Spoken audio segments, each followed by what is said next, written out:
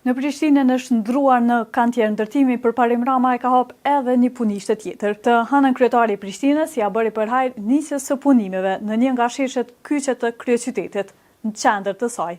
Sot nisën punimet për projektin e ndërtimit të sheshit të Gjoxh Bush, që tash doket çështo e pritet me u dok çështo.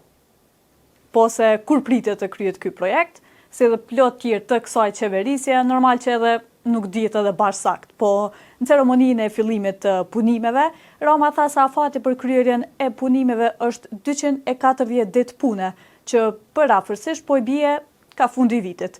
Numri i ditëve punës parashihet 240 ditë pune në total.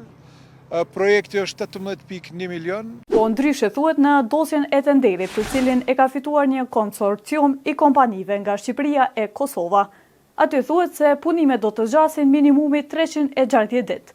E në tabele me të dhënat e projektit të cilin komuna e ka vendosur në vend punishte, s'ka kurfar afati për kryerjen e punimeve. Në këtë tabele janë shënuar veç financuesit e projektit edhe fituesit e kontratës.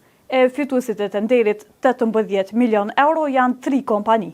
Një që udhëheqet nga Salillari, që është kompani në pronësi të Pëllumb Salillarit, oligarkut shqiptar nga Tirana.